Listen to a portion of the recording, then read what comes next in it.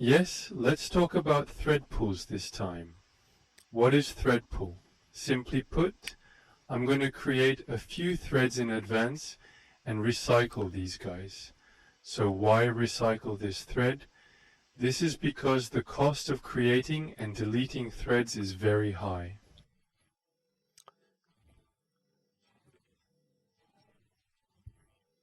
To understand this, we need to talk about this context switching. Now, if we look at Windows system standards, there are two modes that perform certain functions. There's user mode and there's kernel mode.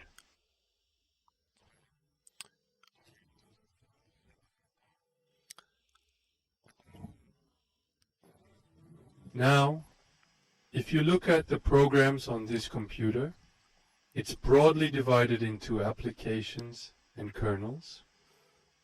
Simply put, what is the kernel? A little more core functions. You can think of applications as programs that run on top of their core functions, but they have to be executed separately. For example, I'm running an application called a game engine. Is this guy some kind of memory penetration method?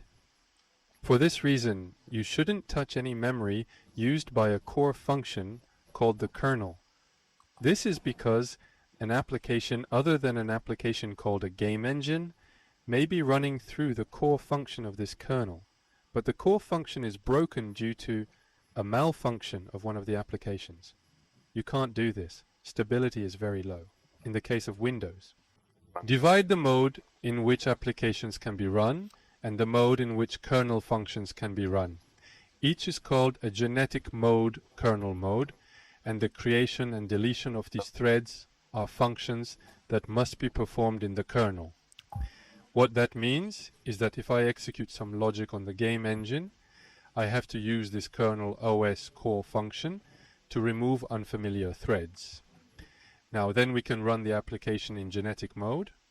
You have to switch to kernel mode, where you can load kernel functions and then return to mindfulness when those functions are finished.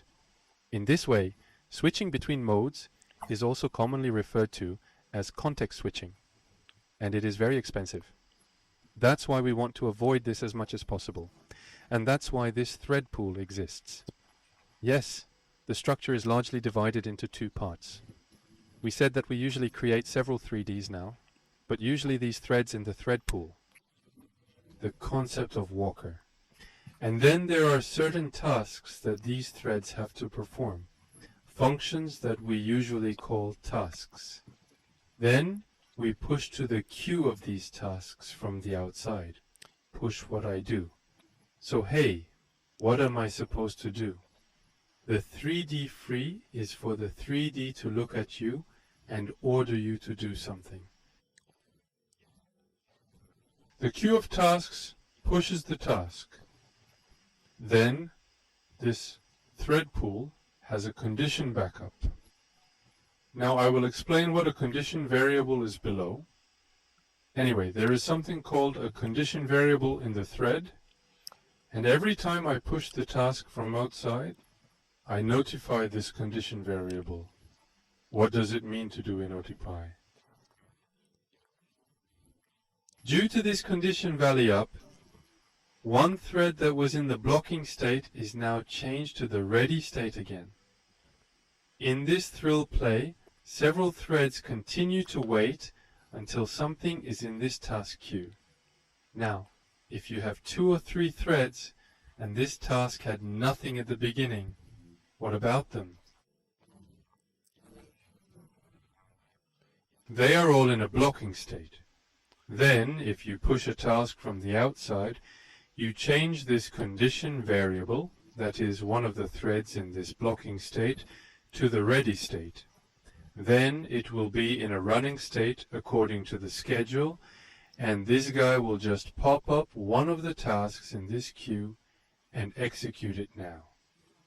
By this principle, the thread pool usually works now. So that's actually all of the triple digit stuff.